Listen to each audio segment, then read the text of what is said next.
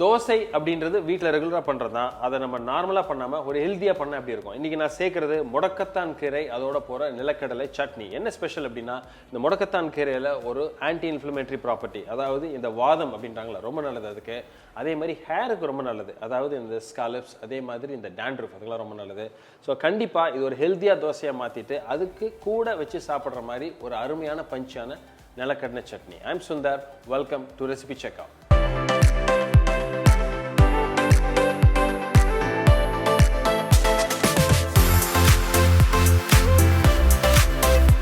First நம்ம இந்த நிலக்கடலை சட்னி அரைச்சிடுவோம். அந்த முடக்கத்தான் தோசைக்கு ஒரு அருமையான காம்ப்ளிமெண்ட் அப்படின்னா இந்த நிலக்கடலை சட்னி தான். ரொம்ப பஞ்சியான சட்னி.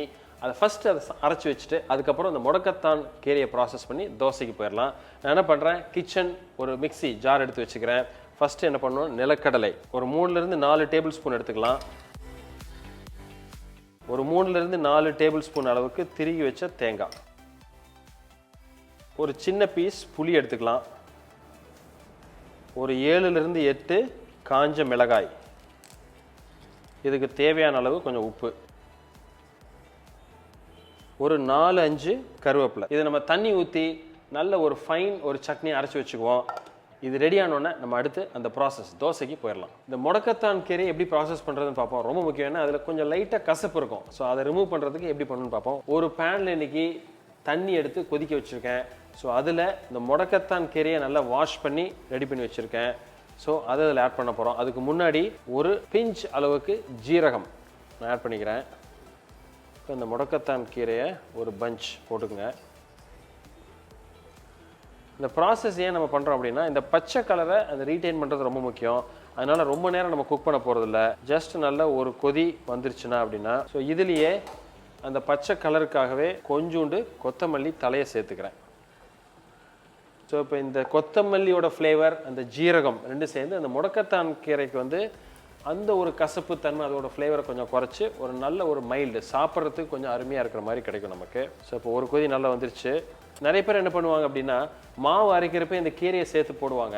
அது ஒரு மாதிரி பச்சை வாசம் கிடைக்கும். இன்றைக்கி நம்ம தோசை மாவு தனியாக அரைச்சி வச்சுருக்கோம். இட்லி மாவு தோசை மாவு அரைக்கிறது எப்படி அப்படின்றது தனியாக ஒரு வீடியோ இருக்குது, அந்த லிங்க் நான் மேலே கொடுத்துருக்கேன். இன்றைக்கி நம்ம இந்த அரைச்ச தோசை மாவில் முடக்கத்தான் கீரையை ப்ராசஸ் பண்ணி எப்படி சேர்க்கறது அதான் நம்ம பார்க்க போகிறோம். ஏன்னா இதில் என்ன ஒரு அட்வான்டேஜ் அப்படின்னா, யார் யாருக்கு வேணுமோ அவங்களுக்கு மட்டும் மிக்ஸ் பண்ணி நீங்கள் ஈஸியாக கொடுக்கலாம் வீட்டில், ரொம்ப நல்லது. ஸோ இப்போ இதை வடிகட்டிடுவோம். இது ஏன் நம்ம ஒரு வடிகட்டியில் வடிகட்டுறோம் அப்படின்னா, நம்ம சேர்த்துருக்கிற ஜீரகம் நமக்கு வேணும் இல்லையா, அதனால தான். ஒரு மிக்சியில் ஒரு சின்ன ஜாரில் போட்டு ஒரு ஃபைன் பேஸ்ட்டாக அரைச்சி அதை நம்ம தோசை மாவில் சேர்த்துக்கலாம். இப்போ நம்ம அரைச்ச தோசை மாவு எடுத்து வச்சுருக்கேன். இப்போ பார்த்தீங்கன்னா இந்த முடக்கத்தான் இலை வந்து நம்ம அரைச்சி வச்சுருக்கோம் மிக்சியில். அந்த கலர் பார்த்தீங்கன்னா நல்லா ரிச் க்ரீனாக இருக்கு இல்லையா, இது ரொம்ப முக்கியம். இதுக்கு தேவையான உப்பை இப்போ நான் சேர்த்துக்கிறேன்.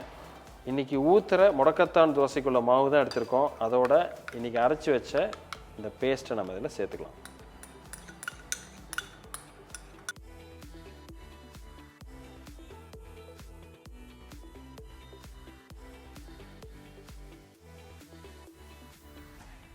தோசை கல் இப்போ நம்ம நல்லா சூடாயிருச்சு.